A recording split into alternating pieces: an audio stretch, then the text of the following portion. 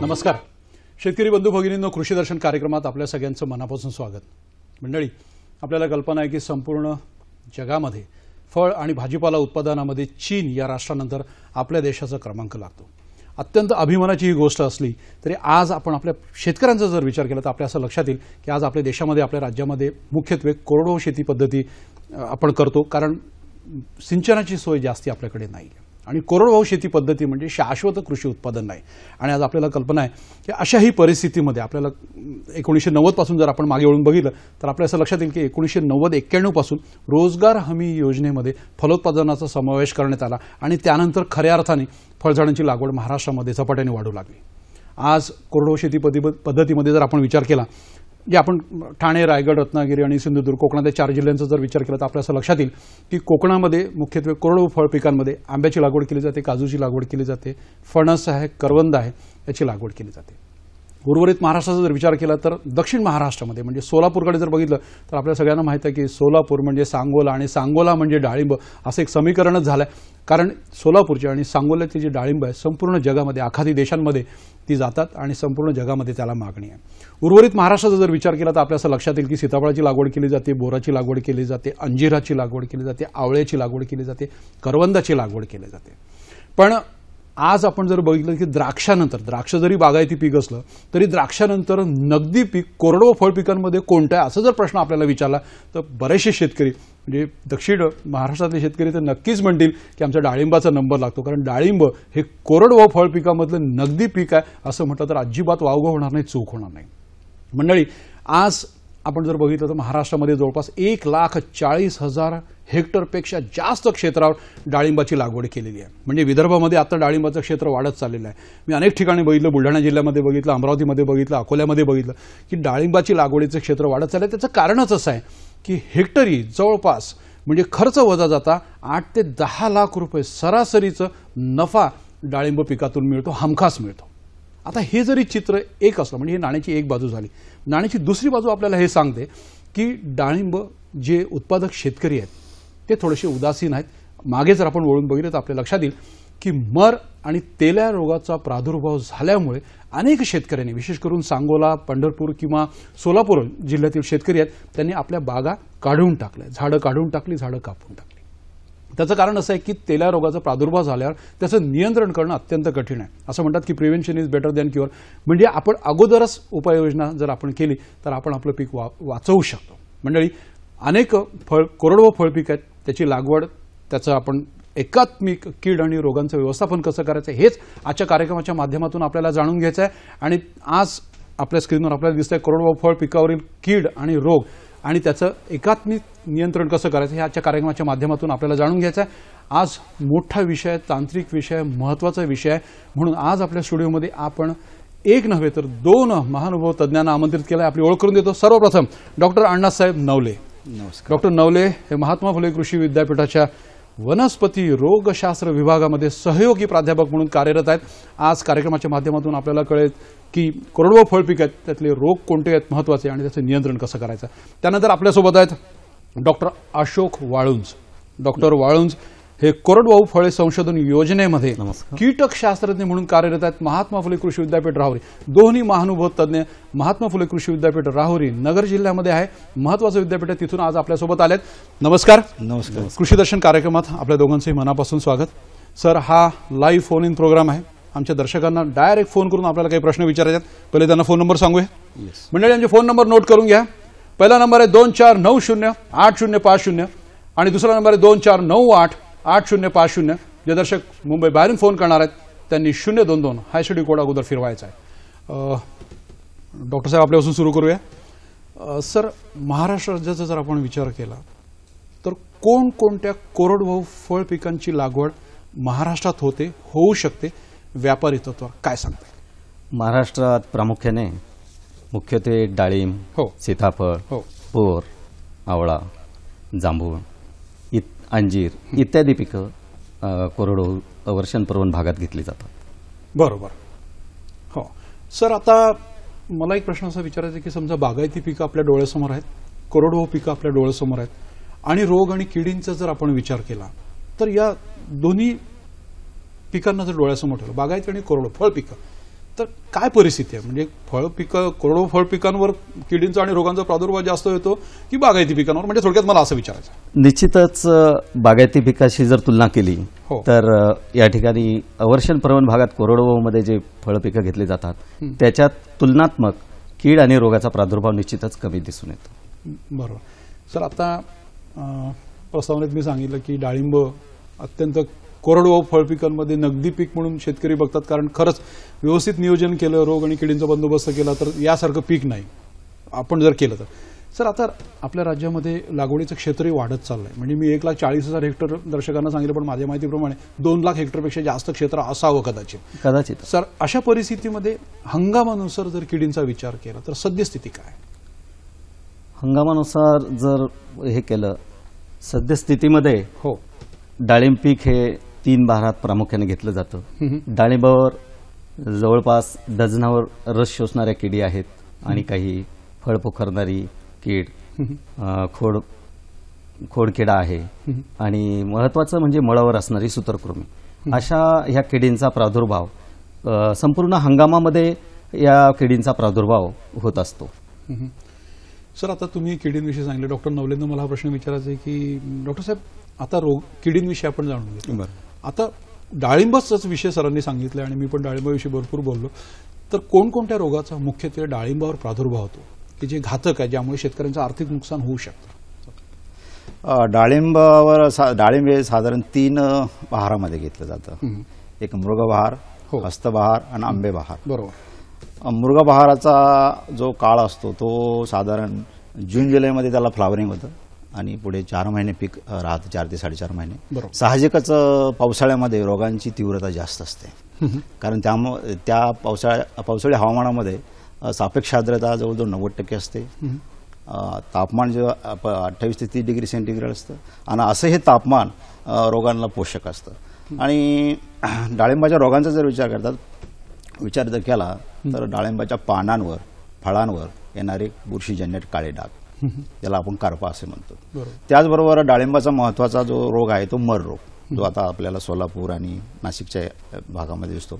आणि त्याचा मुख्य शत्रू जो आहे ते डाळिंबावर तेलकट डाग, ज्याला आपण बॅक्टेरियल ब्लाइट ऑफ पोमेग्रॅनेट असं म्हणतो. हे महत्वाचे रोग आहेत. डॉक्टर साहेब, मला एक प्रश्न विचारायचा आहे की आपण आता किडींविषयी सांगितलं, डॉक्टर साहेबांनी रोगांविषयी सांगितलं, पण आता बहार धरण्यापूर्वी आणि बहार आल्यानंतर किडींचा प्रादुर्भाव तर आपण जेव्हापासून कलम लावतो तेव्हापासून जर रोग आणि किडींचा प्रादुर्भाव होतो, जर आपण व्यवस्थित त्याचं जर निरीक्षण नाही केलं आणि आपण जर काही उपाय नाही योजले तर.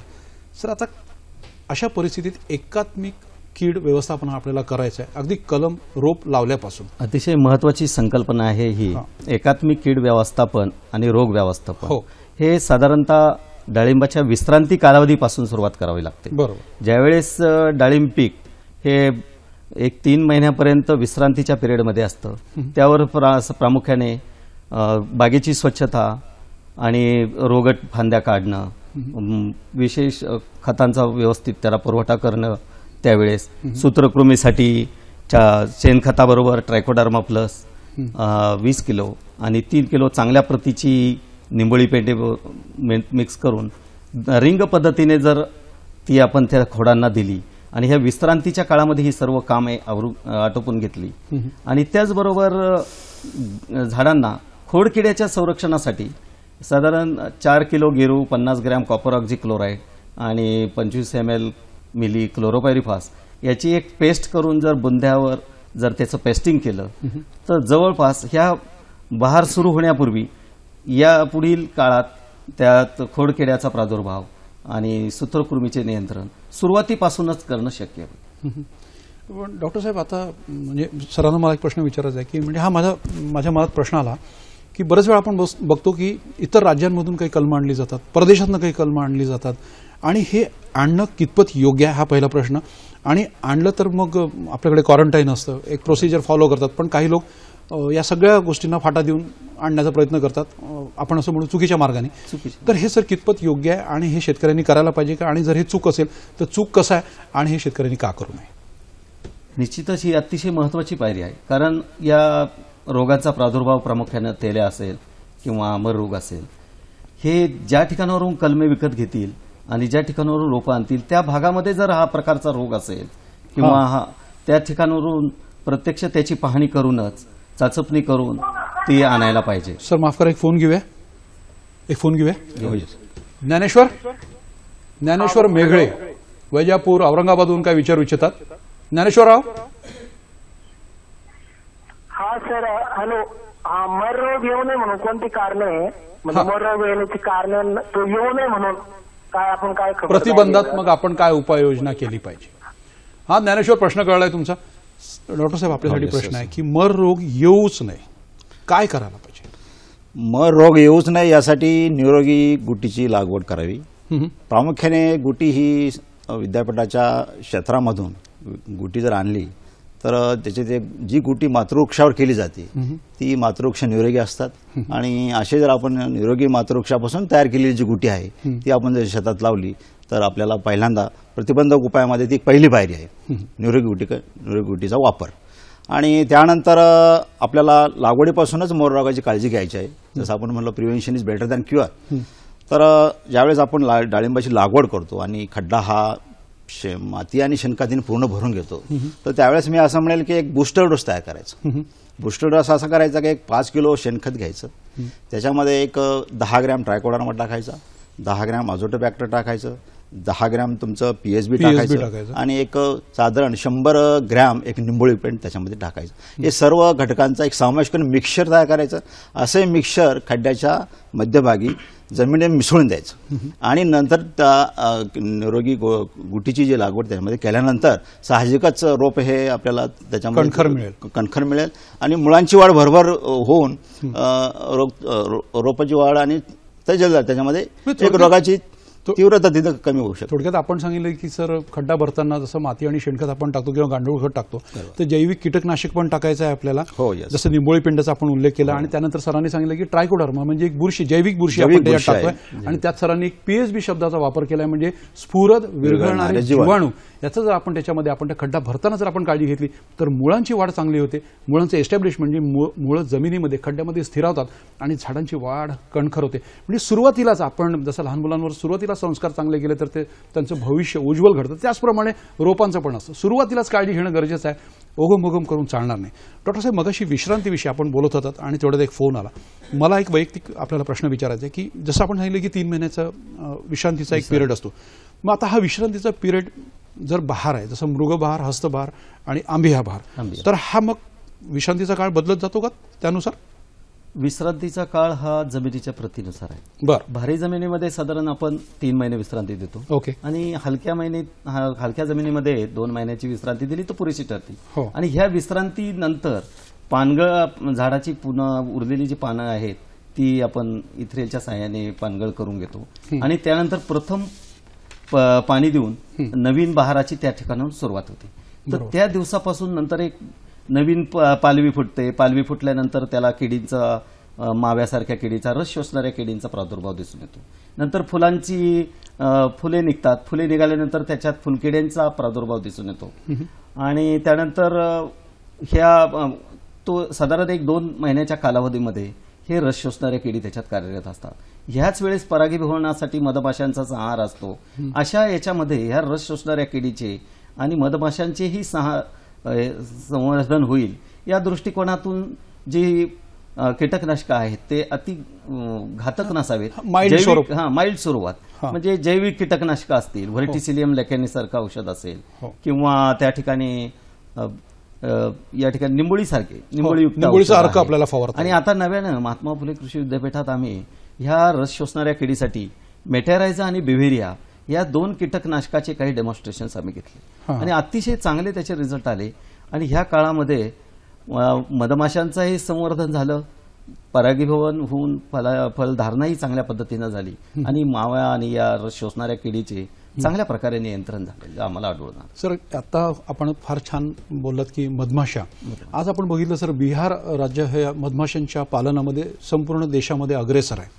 अत्यंत प्रोफेशनली मधुमक्षिका पालन तिथे केलं जातं आणि त्यामुळे आपण जर बघितलं तर लिचीसारखी लागवड बिहारमध्ये मोठ्या प्रमाणावर केली जाते आणि त्याचं 30 ते 40% उत्पादन वाढलेलं लक्षात येतं. आज महाराष्ट्रामध्ये सूर्यफुलाचा जर आपण विचार केला तर सूर्यफुलामध्ये परपरागीकरणाला खूप महत्त्व आहे आणि तिथे जर मधमाशीची पेटी आपण ठेवली तर उत्पादन 40% वाढलेलं लक्षात आलेलं आहे. पण जसं आता आपण डाळिंबाचं बोलतोय सर, डाळिंब उत्पादक शेतकरी मधमाशाची पेटी किंवा मधुमक्षिका पालन त्या शेतामध्ये करताना फार कमी दिसतो महाराष्ट्रामध्ये. सर, याविषयी दर्शकांना थोडं जास्ती सांगणं गरजेचं आहे. त्याचं कारण असं आहे की तुम्हाला परपरागीकरणामुळे उत्पादन पण मिळतं आणि मध पण मिळतं. म्हणजे आम के आम गुटले हो के दाम असं म्हणता येईल आपल्याला. काय सांगता येईल?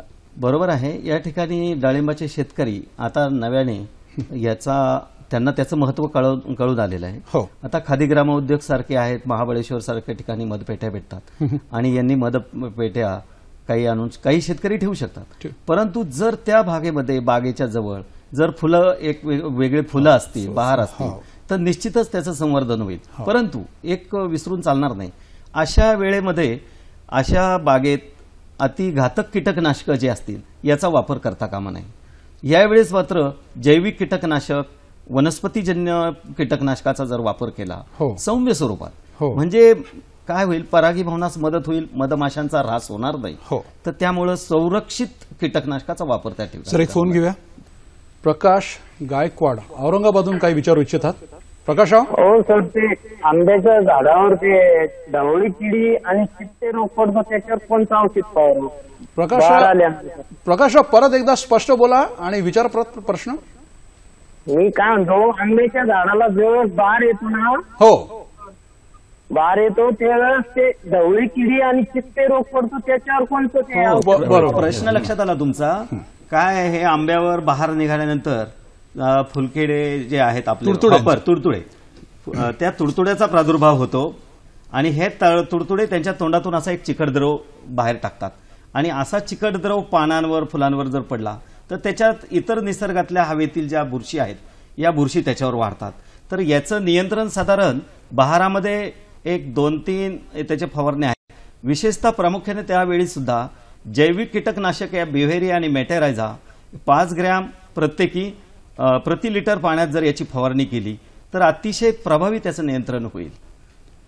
सर, आपण आता ज्यांनी त्यांनी विचारलं की मला असं वाटतं की महाराष्ट्रातल्या 4 कृषी विद्यापीठामध्ये आंबा मोहर संरक्षणाविषयी छोट्या छोट्या पत्रिका उपलब्ध आहेत. कारण आंब्याला जेव्हा मोहर यायला सुरुवात होतं, आपण जर तळकोकणामध्ये देवगडपासून सुरुवात केली तर साधारणतः नोव्हेंबरपासून मोहर यायला सुरुवात होते आणि जेव्हा मोहर यायला सुरुवात होते तेव्हाच तुडतुड्यांचा प्रादुर्भाव होतो आणि तुडतुडे मोहराच्या कळ्यांवर खात असतात आणि एक प्रकारची विष्ठा बाहेर टाकत असतात आणि त्यावरच काळ्या बुरशीची वाढ होते.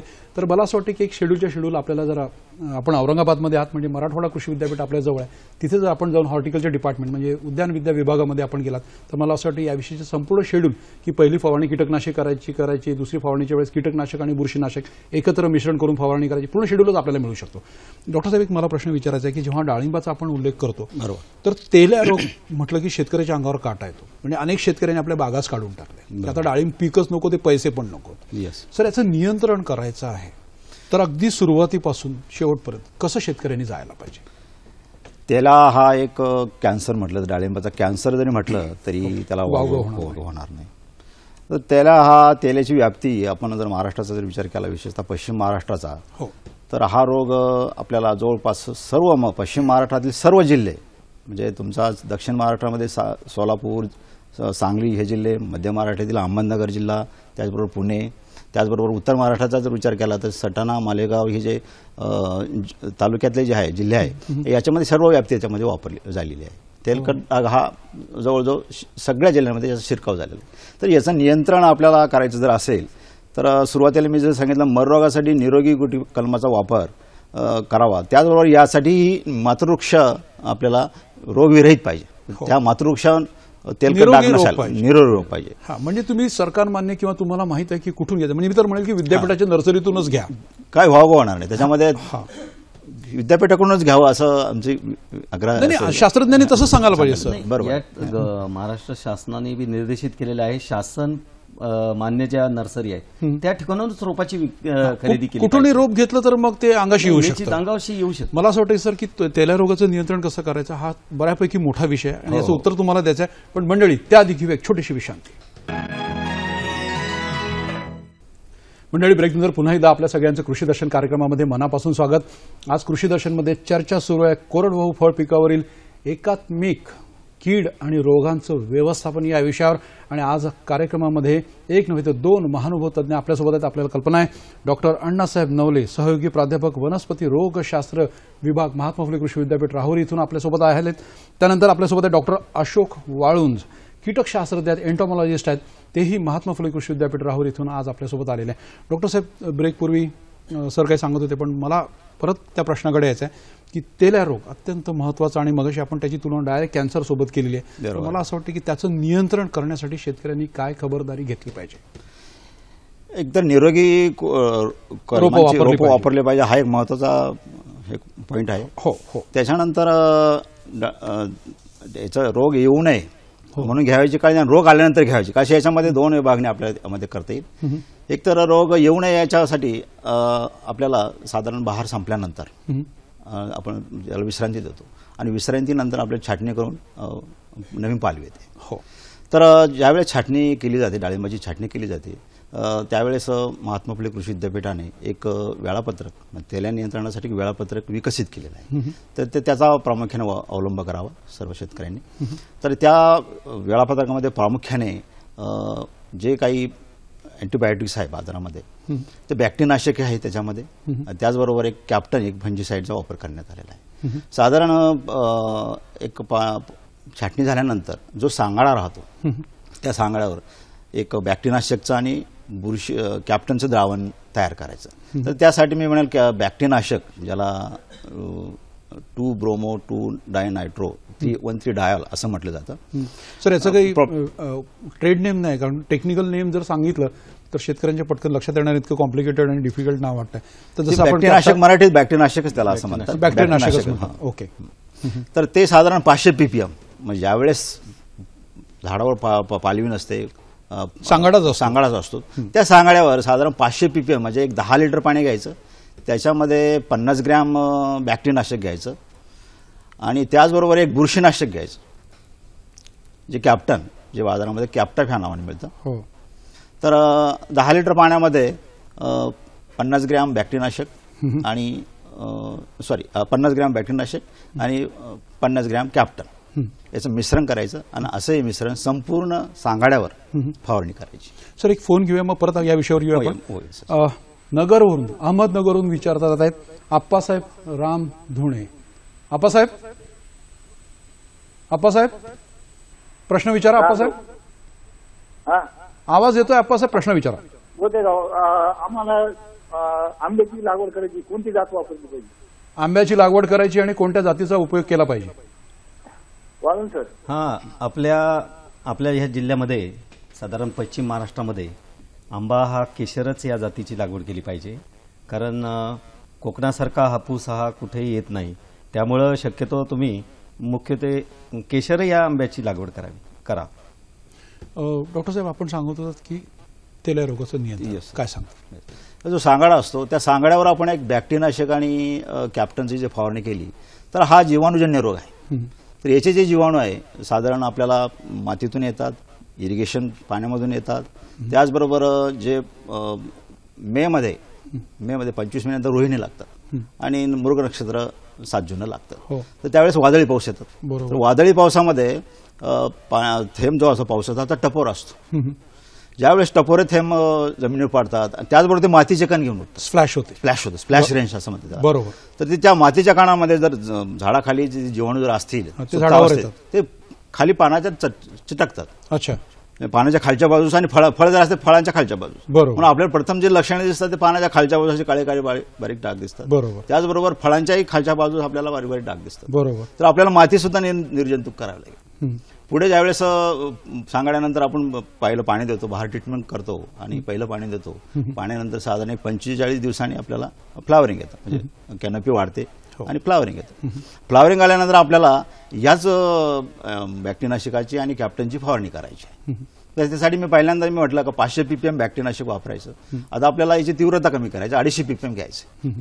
ते सुरुवातीला सांगाडा होता, त्याच्यामुळे त्याला झाडा काही जाऊ शकत नाही. बरोबर. जे काही झाडाच्या सालीच्या आतले काही जीवाणू लपलेले असतील त्याचं आपल्याला त्याप्रमाणे नियंत्रण, म्हणून जास्त तीव्रतेचा आपण मारतो. जास्त तीव्रतेचा मार्ग. बरोबर. तर आता तीव्रता कमी करायची, तर साधारण एक 10 लिटर पाणी घ्यायचं, त्याच्यामध्ये 25 ग्रॅम बॅक्टेरियानाशक टाकायचं आणि कॅप्टन जे आहे ते 20 ग्रॅम टाकायचं. हे दोन्हीचं मिश्रण झाडावर संपूर्ण फवारणी करायची. आणि त्यानंतर तेवढ्याच करून आपल्याला थांबता येणार नाही. पुढे ज्यावेळेस आपल्याला फ्रूट सेटिंग आणि फळवाढीचा काळ सुरू होतो त्यावेळेस आपल्याला बोर्ड मिश्रणाची फवारणी घ्यावी लागेल. 1% बोर्ड मिश्रण, 1% बोर्ड मिश्रणाची फवारणी. तर बोर्ड मिश्रण हे शेतकऱ्यांनी त्याचं काही बाबी, बोर्ड हे अतिशय रामबाण औषध, प्रभावी बुरशीनाशक. बरोबर. It acts as a fungicide as well as bactericide, दोन्ही अंगाने ते काम करतं. तर बोर्ड मिश्रण तयार करताना त्याचा एक पीएच तर 7 असला पाहिजे. म्हणजे 1 किलो मुरशूद, 1 किलो चुना आणि 100 लिटर पाणी. तर त्याच्यामध्ये 1 किलो मुरशुदासाठी ज्यावेळेस आपण कळीचा चुना वापरतो तो साधारण एक 500-600 ग्रॅमच लागतो. बरोबर. ज्याने 7 pH निघू शकतो. तर असं 7 pH असलेलं बोर्ड म्हणजे न्यूट्रल पीएच असला पाहिजे, न्यूट्रल पीएच असणं गरजेचं आहे. उदासीन ज्याला आपण म्हणतो मराठीमध्ये.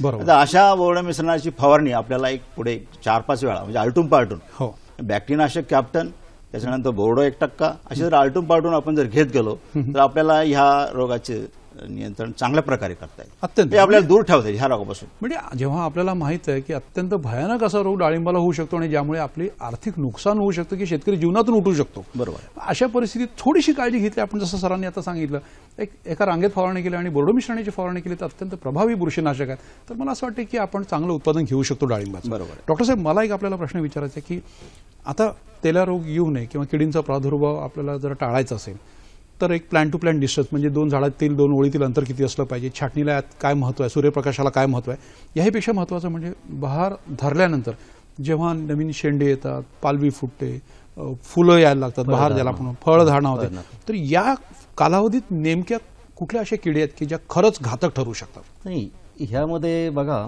फार स्पेसिफिक आहे किडीच्या बाबतीत. किडी ह्या टप्प्याटप्प्याने येतात स्टेजनुसार, असं रोगासारखं नाही. आणि हे डोळ्याने दिसून येणाऱ्या गोष्टी असतात किडी. म्हणजे आता फळं सेटिंगच्या वेळेस जशी फुलकिडी मी आत्ताच सांगितलं, पण ज्यावेळेस फळधारणा होते त्यापूर्वी त्या फुलांवर फळ पोखरणाऱ्या अळीची अंडी घातली जातात आणि त्या स्टेजला फळ होण्याच्या काळात फळ किडीचा त्या फळ पोखरणाऱ्या अळीचा प्रादुर्भाव होतो.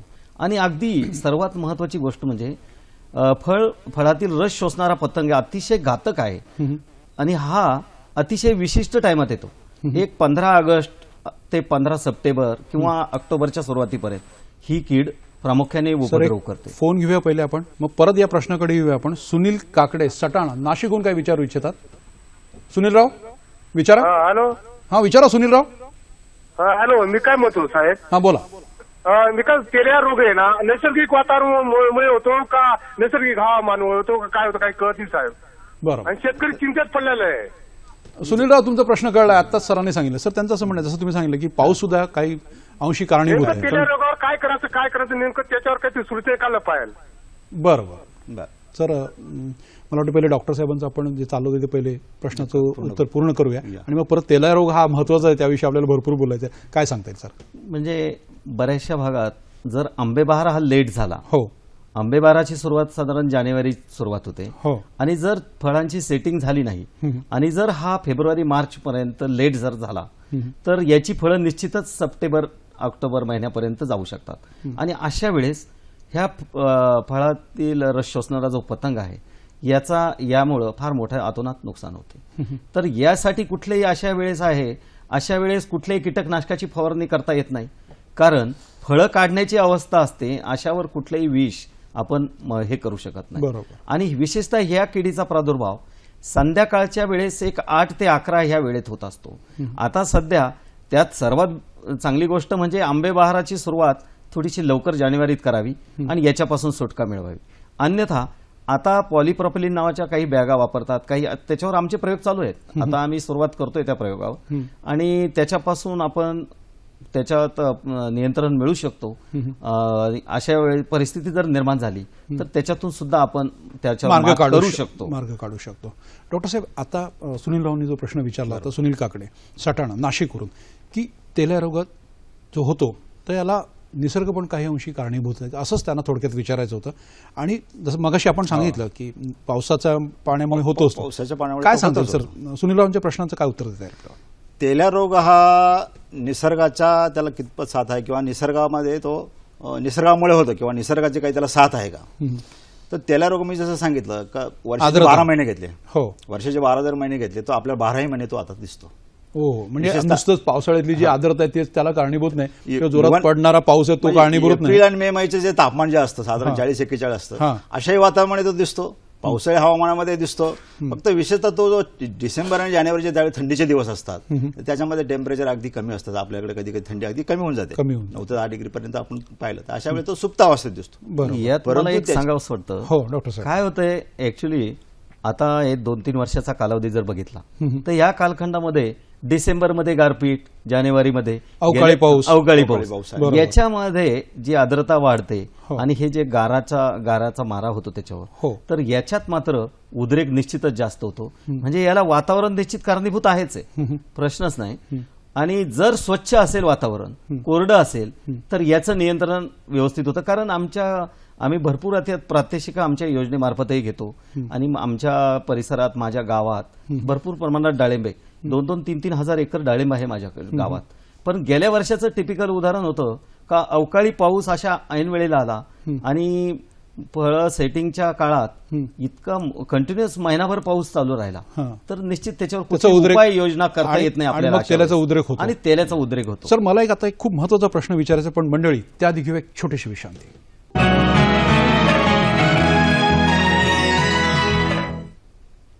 मंडळी, ब्रेकनंतर पुन्हा एकदा आपल्या सगळ्यांचं कृषी दर्शन कार्यक्रमामध्ये मनापासून स्वागत. आज कृषी दर्शनमध्ये चर्चा सुरू आहे कोरडवाहू फळ पिकावरील एकात्मिक कीड आणि रोग यांचा बंदोबस्त कसा करायचा, याचं व्यवस्थापन कसं करायचं. आणि आज आपल्यासोबत एक नव्हे तर 2 महानुभव तज्ज्ञ आज आपल्यासोबत आहेत. आपल्याला कल्पना आहे डॉक्टर अण्णासाहेब नवले आणि डॉक्टर अशोक वाळुंज, दोन्ही तज्ज्ञ महात्मा फुले कृषी विद्यापीठ राहुरी इथून आलेले आहेत, आपल्यासोबत आहेत. डॉक्टर साहेब, जसं आपण सांगितलं की अवकाळी पाऊस होतो, गारपीट होतं, वातावरणात बदल होतो, ढगाळ वातावरण येतं, आर्द्रता अचानक वाढते आणि मग जीवाणूंचा प्रादुर्भाव वाढतो, तेलाचा प्रादुर्भाव वाढतो किंवा रोग आणि किडींचा प्रादुर्भाव वाढतो. पण सर, आपण एकीकडे असंही म्हणतो की हवामानाचा अंदाज आपल्याला माहीत असतो, शासन पण कार्यरत आहेत की प्रत्येक तालुक्यात, प्रत्येक जिल्ह्यामध्ये आता हवामान केंद्र उभारणार, हवामानाचा अंदाज आपण घेणार, मग शेतकऱ्यांना अगोदर कळवणार. सर, अशी टेक्नॉलॉजी, एक तंत्रज्ञान आपल्याकडे असताना आपण याआधीच शेतकऱ्यांना का कळवत नाही? कसं ग्लोबल वॉर्मिंगमुळे, जागतिक तापमान वाढीमुळे हे सगळं घडतं आहे, पण आज आपल्याकडे टेक्नॉलॉजी आहे, तर हे आपण शेतकऱ्यांना का सूचित करत नाही अगोदर? काय प्रॉब्लेम आहे? हा माझा प्रश्न आहे सर. सूचित करतोय आपण, परंतु अशा स्टेजमध्ये, अशा परिस्थितीमध्ये हो, उपाययोजना करणं हे सुद्धा अवघड होऊन झालेलं आहे. बरोबर. कारण अशा परिस्थितीमध्ये घटना घडून झालेली असते आणि त्याचा उद्रेक झालेला असतो. त्यावेळेस नियंत्रणावर, काही शेतकऱ्यांचं असं आहे, पूर्ण नियंत्रणाच्या म्हणजे फळं खराब झालेली आहेत आणि त्यानंतर त्याच्यावर नियंत्रण करण्याचा खर्च करायला सुद्धा झजत नाहीत, कारण ते इकॉनॉमिकल ठरत नाही त्यावेळेस. आणि ह्यामध्ये प्रास्ताविक पाहता गाव पातळीवर कुठली गोष्ट जर तेलाच्यासाठी जर करायची असेल तर सामूहिकरीते, आता समजा उद्रेक झाल्यानंतर ते फळं काय करायची, फळं गोळा करून लोक ते फळं गोळा करायला सुद्धा हे करत नाही आणि इतरत्र कुठतरी टाकणार, म्हणजे याचा प्रसार उलट होईल. तर आम्ही बऱ्याच वेळे अधीक्षक कृषी अधिकारी अहमदनगरचे आणि तालुका कृषी अधिकाऱ्यांच्या बरोबर विद्यापीठाच्या मदतीनं सगळ्या ठिकाणी आम्ही कॅम्पेन घेतले, सर्वांना अशा सूचना दिल्या का फळं ही जाळली पाहिजे, तरच त्याचा नियंत्रण आपण पुढे प्रादुर्भाव टाळू शकतो. आणि याची वाकी जाळलंच पाहिजे, इतरत्र फेकून चालणार नाही, कारण तुमचं नुकसान झालंय, पण पूर्ण गावाची काळजी सामूहिक पद्धतीने जर घेतली तर अशाच पद्धतीने जर नियंत्रण केलं तर त्याच्यात ते हातभार लावेल. डॉक्टर साहेब, आता एक जसं तेल्या रोगाविषयी मला असं वाटतं की जितकं तेल्या रोगाविषयी आपण बोलू किंवा दर्शकांना, शेतकऱ्यांना सांगू तितकं कमी आहे. मर रोग पण असा आहे डाळिंबामध्ये की शेतकरी हताश झालाय. सर, आता तेल्याचं आणि मर या दोघांचं नियंत्रण करायचं आहे, काय करायला पाहिजे शेतकऱ्यांनी थोडक्यात? मला असं सांगायचं आहे का बरेचसे शेतकरी काही विद्यापीठाच्या शिफारशी लागू करत नाही. म्हणजे जसा अंतराचा प्रश्न आहे, जर मर रोगाचं म्हणाल तर आपण विद्यापीठाने सांगितलंय का जी जमीन हलकी, मध्यम, निचरा होणारी आहे आणि ज्या जमिनीची खोली 60 सेंटीमीटर अशा जमिनीमध्येच लागवड करावी, विशेषतः मरमध्ये, असं मी सांगितलं. परंतु ज्या शेतकऱ्यांकडे भारी जमीन आहे, ज्या जमिनीची खोली 1 मीटर आहे, अशा जमिनी जर शेतकऱ्यांना हलकी आणि मध्यम जमीन नसेल सर, तर एक फोन घेऊया. येस, दत्तात्रय जाधव लातूरून काही विचारू इच्छितात? दत्तात्रय विचारा. Hello hello sir. हा जाधव साहेब विचारा. सर आमचे पूर्ण सेंद्रिय पद्धतीने डाळिंब लागवड करायची सर, आणि त्याच्यासाठी सरले विचारायचं होतं की ते कोणत्या महिन्यात लागवड करावी. सेंद्रिय पद्धतीने डाळिंब लागवड करायचा आपला मानस आहे. भगवा नावाची जात आहे सर. भगवा नावाची. सर कशी सुरुवात करायला पाहिजे आणि काय करायला पाहिजे? जसं मी सांगितलं, डाळिंबाची लागवड ही शास्त्रीय पद्धतीने झाली पाहिजे. बरोबर. आणि भगवा जी जात आहे ते विद्यापीठाने विकसित, महात्मा फुले कृषी विद्यापीठाने विकसित केली. ह्या जातीची ह्या जातीमध्ये निराक्षम जात आहे ती उत्तम जात आहे. उत्तम जात आहे आणि जास्तीत जास्त एकरी ज्या जाती जास्तीत जास्त उत्पादन मिळतं. हो. तर याच्यामध्ये सेंद्रिय घटकांचा जर अवलंब करायचा असेल तर सुरुवातीपासूनच अगदी खड्डे घेतल्यानंतर आणि जे अंतर विद्यापीठाने दिलं आहे, जसं हलक्या आणि मध्यम जमिनीसाठी 15 फूट 2 ओळीतलं आणि 10 फूट 2 झाडामधलं अंतर. बरोबर. ते म्हणजे अंतर 5 मीटर बाय 3 मीटर. हो, 5 मीटर बाय 3. त्या अंतराची शिफारस ही केलेली आहे. त्या अंतरावर लागवड करावी. पण बऱ्याचशा शेतकऱ्यांकडून काय होतं, 12 बाय 10, 14 बाय 10, 14 बाय 8 आपल्या मनाने अगदी मनाने अगदी कापूस लावल्यासारखं म्हणजे अगदी 6 फुटापर्यंत, जेणेकरून अगदी बागेमध्ये एक मायक्रो क्लायमेट तयार होईल आणि पुढे सर्व मिडो ऑर्चर्ड. मिडो ऑर्चर्ड. तर अशा वेळेस खड्डा घेतल्यानंतर तो एकतर जे जमिनीमधले जे मर रोगास कारणीभूत पॅथोजन आहे, हो. जसे फ्युजेरियम आहे, स्क्लेरोशियम आहे, हो. हे जमिनीमध्ये आहेच आहे. हे तर जर मर रोगास कारणीभूत, तर हे आपल्याला कमी करायचं असेल तर सुरुवातीपासून आपल्याला जसं शेणखत, पूर्वी जर केक वापरत होतो आपण, निंबोळी पेंट वापरतोय, करंज केक वापरतो, अशा केकचा जरी वापर केला तर तेही संयुक्तिक ठरेल. त्याचबरोबर मी जसं मगाशी म्हटलं का बुस्टर डोस तयार करायचा. एक 5 किलो शेणखत घ्यायचं, त्याच्यामध्ये ट्रायकोडर्मा 10 ग्रॅम घ्यायचा, त्याच्यामध्ये 10 ग्रॅम अझोटोबॅक्टर घ्यायचं, 10 ग्रॅम स्फुरद विरघळणारे जीवन घ्यायचं आणि निंबोळी पेंट घ्यायचं. बरोबर. आता केएसबी पण आलेलं आहे, म्हणजे पोटॅश विरघळणारे जीवाणू, त्याला केएसबी म्हणतो. तेही ते आपण विद्यापीठाने विकसित केलं, तेही त्याचा वापर.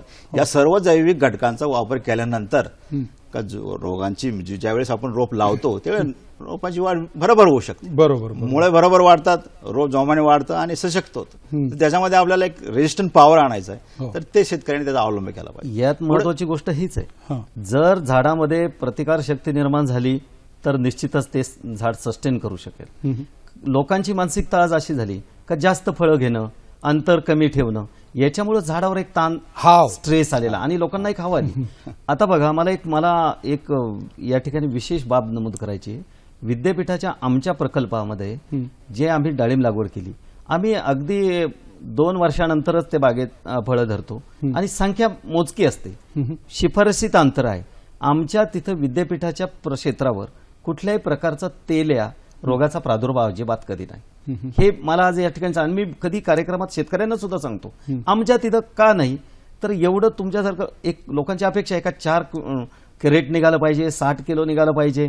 निश्चितच याचा ताण झाडावर होईल, झाड ससेप्टेबल होतं, तेल्याला बळी पडू शकतं.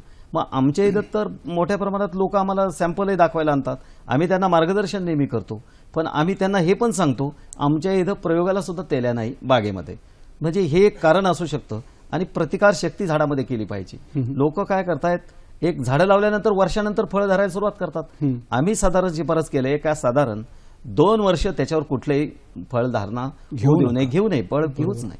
पण लोकात ते आज हे पेशन्स नाही आणि प्रत्येकाला असं वाटतं की आज झाड लावलं की उद्याच त्याला डाळिंब लागली पाहिजे आणि संध्याकाळी मार्केटमध्ये विकली पाहिजे आणि रात्री घरी पैसे आले. बरोबर. अगदी सर, मला असं वाटतं अत्यंत चुकीचं आहे. आज आंबा लागवडीमध्ये पण आपण बघितलं तर कलम लावल्यापासून 5 वर्षापर्यंत येऊन कोकणातले शेतकरी 5 वर्षापर्यंत सर आंबा घेत नाही. मोहर जरी आला तर तो खोडून टाकतात, काढून टाकतात. जसं आपण म्हणतो की एका पर्टिक्युलर एजमध्येच मुलीचं आपण लग्न करतो, तेव्हा आपण किती सिन्सिअरली ते पाळतो. मला असं वाटतं की वृक्षांच्या बाबतीत पण काळजी घेणं गरजेचं आहे. सर, आपण काही बोलत होता. जसं मला मररोगाच्या बाबत जसं सांगितलं आता वाळून साहेबांनी, आपल्याला पाणी कमी आहे, पाणी कमी म्हणून आपण त्या कोरडवाहू फळांकडे वळवलेलं आहे. परंतु जे शेतकरी पाण्याचा अतिसुमार वापर करतात, विशेषतः ड्रीप इरिगेशन लावणंही त्याच्यामध्ये आपल्याला दंडाने किंवा फ्लोने पाणी देण्याची हे करतात, तर अशा वेळेसही अति पाणी डाळिंब सहन करत नाही. सर, ठिबक सिंचन केलं पाहिजे थोडक्यात आपल्याला. ठिबक सिंचन. सर, एक फोन घेऊया. दीपक आहेर, वाडेगाव, नाशिकहून काही विचारू इच्छितात? दीपकराव विचारा. हा, विचारा. हा सर, आम्ही आता डाळिंब बागेची छाटणी केली आहे. हो. आणि कीड रोग व्यवस्थापन, खत व्यवस्थापन आणि पाणी व्यवस्थापन कसं करायला पाहिजे? सर आता आपण ते सांगत होतो की आता त्यांनी लागवड केलेली आहे, छाटणी केलेली आहे आणि आता पाणी व्यवस्थापन आणि खत व्यवस्थापन म्हणजे असं म्हणतात सर इंग्रजीमध्ये की over watering is as dangerous as non watering the plant. बरोबर. जास्त पाणी आहे म्हणून जास्त पाणी द्यायचं नाही. झाडाला किती पाणी लागतं तेवढं मोजून द्यायला पाहिजे. आता काळ तसाच आहे. तर काय सांगता येईल सर याविषयी? तर पाण्याच्या बाबत जर विचार केला तर जे आपण ड्रीप इरिगेशन लावतो, हो, ठिबक सिंचन, हो, ज्याचे जे मायक्रोट्यूब आहे, हो, ते खोडापासून साधारण एक 4 ते 5 वर्षाचं झाड आहे असं गृहीत धरू. सुरुवातीला एक बाल्यावस्थेमध्ये खोडावर ते राहतं काही काळ, 6 महिने. हो. परंतु त्याच्या पुढचा जो काळ आहे ते खोडापासून 1-2 फुटा अंतर म्हणजे दक्षिण उत्तर किंवा पूर्व पश्चिम 2 फुटामध्ये ड्रिपर लावलं पाहिजे. त्याचबरोबर दुसरे शेतकऱ्यांमध्ये काय प्रथा आहे का खोडाला मातीची भर लावणे, विशेषतः नाशिक भागामध्ये जमिनी झाड आहे, सटाणा भागामध्ये काय खोडाला मातीची भर लावली. बरोबर. तर दरवर्षी ते अर्धा फूट मातीची भर लावून, कारण मातीची भर लावला तर काय होतं त्याच्यामध्ये ड्रिपर चुकून ओढला गेला, एक जण नळीचं तोंड ओढलं तर ड्रिपरचं तोंड त्या ढिगारा येतं म्हणजे खोडावर येतं. बरोबर. आणि खोडावर पाणी टिप राहून तर कॉलर रॉट येतो, रोगाला आपण आमंत्रण देतो. तर तो खोडाचा जो भाग आहे मुख्यतः हा कोरडा राहिला पाहिजे. 2 फूटचा जो भाग आहे हा विशेषतः कोरडा राहिला पाहिजे की जेणेकरून कॉलर रॉट होणार नाही, म्हणजे बुंदाकूज. कारण डाळिंब हे अति पाणी सुद्धा सहन करते, त्याला बुंदाकूज येतो आणि बुंदाकूज आला का ती डाळिंबाची साल जी आहे वाळायला सुरुवात होते, फांदी वाळायला सुरुवात होते. म्हणून तर म्हटलंय की नगदी कोरडवाहू फळपीक कुठलं तर डाळिंब. तर त्यामुळे कमीत कमी पाणी देणं गरजेचं आहे. म्हणजे ठिबक सिंचनाचा अवलंब झाला पाहिजे आणि ठिबक सिंचनाच्या माध्यमातून जर 100% पाण्यात विरघळणाऱ्या खतांचा आपण अवलंब केला, त्याचा एक शेड्यूल बनवला, एक प्रोग्राम बनवला, तर मला असं वाटतं की चांगलं उत्पादन आपण घेऊ शकतो, दर्जेदार उत्पादन आपण घेऊ शकतो, ज्याला संपूर्ण जगामध्ये मागणी आहे. डॉक्टर साहेब आता आपण सगळं बोललोय, आता पण तुम्ही दोघेही तज्ज्ञ आहात आणि किती वर्ष आपण काम करतात या पिकांवर, विशेषतः कोरडवाहू फळ पिकांवर. सर डाळिंबाचं 1-2 शेतकऱ्यांचं असं उदाहरण सांगा की ज्यांनी उत्तम शेती केली आणि तुम्ही सांगितलेलं एक गोष्ट त्यांनी पाळली आणि रेकॉर्ड उत्पादन घेतलं, तर काय सांगता येईल? म्हणजे आपल्या दर्शकांना एक त्यांची बॅटरी चार्ज होईल, त्यांना प्रेरणा मिळेल. निश्चितच अतिशय महत्वाचं आहे. डाळिंब हे पीक असं आहे का वैभव दिलेलं आहे, अशा गरीब कुटुंबांना वैभव दिलेलं आहे. कारण डाळिंबामध्ये क्षमता आहे. डाळिंबानी लोकांना म्हणजे काय समाजामध्ये किंमत दिलेली आहे, त्यांची ओळख झालेली, सामाजिक प्रतिष्ठा मिळाली. बरोबर. आता आमच्या गावामध्ये आमच्याकडं जवळचे मित्र आहे, ते पोस्ट ग्रॅज्युएट झालेत. महेश करपे म्हणून आमच्या गावात आहे शेतकरी. तुम्हाला सांगतो 1 एकरमध्ये 15 लाखाच्या पुढे 1 एकरमध्ये सुद्धा उत्पादन घेतलेलं आहे. खर्च निव्वळ नफा. हा, निव्वळ नफा. म्हणजे त्यांच्यामध्ये अशी एक जिद्द आहे. परंतु आता मागे जे सुरक्षित 2-3 वर्ष वातावरण चांगलं होतं, चालू वर्षी ठीक आहे पाऊस आला मध्ये त्यामुळे थोडा प्रॉब्लेम झाला, परंतु सलग त्यांनी 3-4 वर्ष अतिशय विक्रमी उत्पादन घेतलेलं आहे. आणि ते सेंद्रिय पद्धतीचा वापर केलेला आहे. जैविक पद्धतीचा आम्ही प्रात्यक्षिक घेतलेले, मोठे डेमॉन्स्ट्रेशन घेतले. सूत्रकृमीचं नियंत्रण आम्ही त्या ठिकाणी करण्यासाठी ट्रायकोडर्माचा मोठ्या प्रमाणात विद्यापीठाच्या मार्फत तिथं कार्यक्रम हाती घेतला, पूर्ण गावासाठी सामूहिक पद्धतीने. आणि बऱ्याचशा गोष्टी आम्ही सामूहिक पद्धतीने सांगतो. तर खरोखर हे याच्यामध्ये क्षमता आहे. ही अजून काही कोरडवाहू भागामध्ये ज्यांनी 10-10 एकरावर सोयाबीन सारखे पिकं केले ह्या वर्षी. मला विशेषतः एक शेतकऱ्याचं सांगावं लागेल, शेळके म्हणून लोणीच्या जवळ आहेत आमचे मित्र. तर त्यांनी सांगितलं, मी आजपर्यंत सोयाबीन करत होतो पण पहिल्याच वर्षी पीक गेलं, निदान मला 5 लाख रुपये तरी मिळाले साहेब. जे सोयाबीन फुलाऱ्यात येताना त्याच्यानंतर पाणीच नाही आलं, पण कमी पाण्यामध्ये आज डाळिंबाने मला त्याच्यात एवढे आज पहिल्याच वर्षी एवढं उत्पादन दिलं. तर निश्चित ह्या झाडामध्ये याच्यात फक्त थोडंसं याने घ्यावं लागेल, सबुरीनं घेणं गरजेचं याच्यात. आणि मला असं म्हणायचं की याविषयी ज्ञान संपादन करा. आपल्याकडे विद्यापीठ आहेत, तज्ज्ञ आहेत, जे आपल्याला केव्हाही आपल्याला मदत करू शकतात, केव्हाही आपल्याला मदत करतात. आणि मला असं वाटतं की विद्यापीठामध्ये जाऊन प्रक्षेत्रावर, जसं मगाशी सरांनी सांगितलं की आमच्या प्रक्षेत्रावर तेल्या रोगाचा अजिबात प्रादुर्भाव नाही, तेल्या नाही. आणि पाण्याचं नियोजन असं व्यवस्थित केलेलं आहे. खरोखर पाहण्यासारखी बाब आहे. इनलाईन सिस्टीम जी आहे, खोडावर जर पाणी गेलं तर बुंदा सडण्यास मदत होईल आणि तिथं रोग बळवतील. म्हणून ड्रिप लाईन ही 2 बाजूनं जरा अंतरावर ठेवली पाहिजे. तर एक फोन घेऊया. आत्माराम कोलते औरंगाबादून काय विचारू इच्छिता? विचारा आत्मारामजी. विचारा सर. माझा प्रश्न असा आहे. हॅलो सर, माझा प्रश्न असा आहे म्हणलं सर, आम्ही 10 झाड लावलेले आंब्याचे, ते खोडापासून वळू लागलेले आणि वर फाटे सुद्धा वळू लागलेले. कशाची झाडं लावली आहेत? आंब्याची झाडं लावली. त्याला मराठी कापू म्हणतो, त्याला बिरूड लागलेला आहे. हा, बिरुडाचा प्रादुर्भाव आंब्यावर होतो बघा. म्हणजे आंबा हे सुद्धा कोरडवाहू पीकच आहे. भिरुडाचा त्याच्यावर प्रादुर्भाव दिसून येतो. आता भिरुडासाठी आपण जर त्याचा भुसा जर त्या खोडातून बुंद्यातून बाहेर येत असेल आणि अशा वेळेस जर आपण आपल्या लक्षात आलं तर आपण झाड वाचू शकतो बघा. आणि त्याच्यासारखं समाधान नाही. त्याचा मला प्रॅक्टिकली अनुभव आहे. अशा ठिकाणी आपण जर तारेच्या साह्याने त्याच्यातली जी आळी आहे ती जर काढण्याचा प्रयत्न केला किंवा चिरडून मारली किंवा जरी नाही मिली तिचं छिद्र व्यवस्थित करून त्याच्यामध्ये एखादं रासायनिक कीटकनाशक आहे, फेनोरेट, डायक्लोरोव्हास सारखं कीटकनाशक एक इंजेक्शनच्या साह्याने पिचकारीच्या साह्याने ते औषध सोल्युशन एक अर्धा लिटर तयार करून जिथं जिथं असे बागेमध्ये छिद्र दिसतील खोडाला तर ते साफ करून त्याच्यात ते औषध भरायचं आणि हे भरल्यानंतर त्याला गाळाने किंवा मेणाने पॅक करायचं तर 100% त्या किडीचं नियंत्रण होतं आणि झाड वाचतं. म्हणजे थोडक्यात जर खोडावर अशी छिद्र असतील आणि भुसा पडला असेल हो. तर पहिले खालची जी छिद्र आहेत ते पहिले मातीने आणि शेणाने लेपून घ्यायला पाहिजे, बंद करायला पाहिजे. पण औषध सोडून त्याला मेणानं सील करायला आणि नंतर वरून औषध सोडायला पाहिजे. आणि मोनोक्रोटा फॉस पण आपल्याला जे चालेल, आपण आंतरप्रवाही कीटकनाशक म्हणतो त्याचा पण चांगला उपयोग होऊ शकतो. आणि इथं मला एक सांगायचं, जर खोड वाळतंय ते सांगतात, कदाचित मूळ खोज असेल तर खोड वाळत असेल, वाळवीमुळे होऊ शकते. वाळवीमुळे होऊ शकते. त्यांनी भिरुड हे सांगितलं, भिरुडाचा प्रादुर्भाव दिसतोय. पण काय लोकांना वाटतं आता भुसा पडतोय करायचं का नाही, पण निश्चित केलं पाहिजे.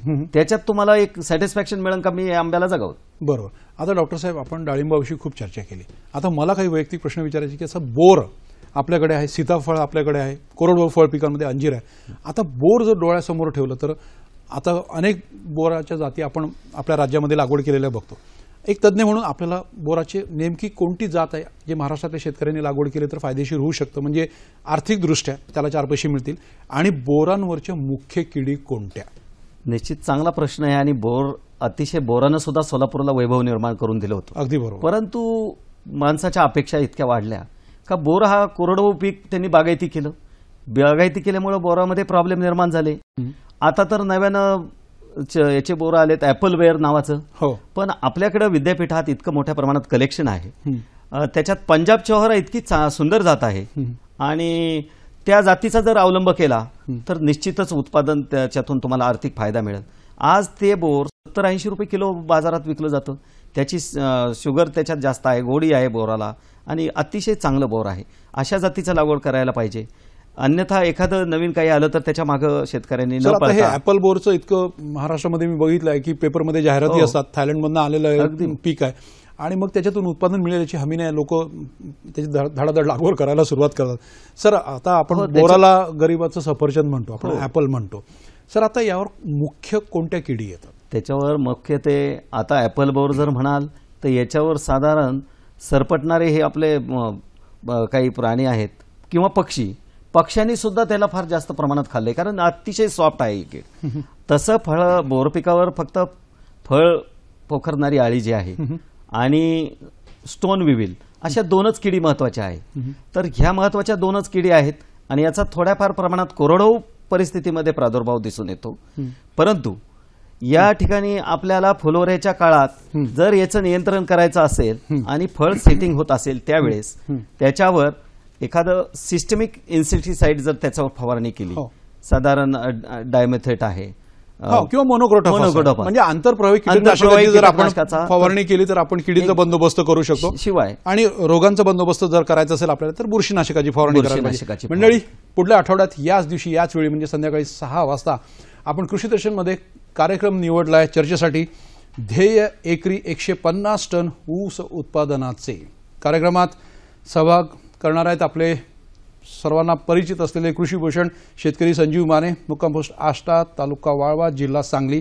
त्यानंतर दुसरे त्या कार्यक्रमात सहभागी होणार आहेत श्रीयुत विजय जाधव, ते पण तालुका वाळवा, जिल्हा सांगली इथूनच येणार आहेत. याविषयी जर आपले काही प्रश्न असतील तर जरूर आम्हाला विचारा. आणि कार्यक्रमाचं सूत्रसंचालन करणार आहे डॉक्टर शिल्पा मोडेकर. मंडळी, आम्ही कृषी दर्शन या कार्यक्रमाच्या माध्यमातून विविध आधुनिक तंत्रज्ञान कृषी विषयातला आपल्यापर्यंत पोहोचवत असतो, तज्ज्ञांना बोलत असतो. पण याविषयीची प्रतिक्रिया, एक रिस्पॉन्स आम्हाला अभिप्रेत असतो, अपेक्षा असते. आमचा पत्ता लिहून घ्या जर आपल्याला काही सूचना करायची असतील तर. निर्माता कृषी दर्शन, दूरदर्शन केंद्र, पांडुरंग बुतकर मार्ग, वरळी, मुंबई 400030. आणि ईमेलच्या माध्यमातून सुद्धा आपण आम्हाला कळवू शकता, सूचना करू शकता. आमचा ईमेल आयडी खाली दिलेला आहे, कृषीदर्शन ddk@gmail.com आणि कृषी वार्ता ddkmumbai@gmail.com. सर, खूप अत्यंत महत्त्वाच्या विषयावर आपण चर्चा घडून आणली आणि मला असं वाटतं की डाळिंब कोरडवा फळ पिकातलं अत्यंत नगदी महत्त्वाचं पीक. आपण मगाशी सांगितलं की एकरी 15 लाखापर्यंत खर्च वजा जाता आपल्याला उत्पादन मिळू शकतं. तर शास्त्रीयदृष्ट्या विद्यापीठांनी ज्या शिफारशी केल्या त्याप्रमाणे जर आपण लागवड केली आणि थोडीशी काळजी घेतली आपण आणि पाण्याचं आणि खतांचं व्यवस्थापन जर आपण केलं तर चांगलं उत्पादन आपण घेऊ शकतो कोरडवा फळ पिकांमधून सुद्धा. सर, आपण इथे आलात, कार्यक्रमात सहभागी झालात, मनापासून धन्यवाद. नमस्कार.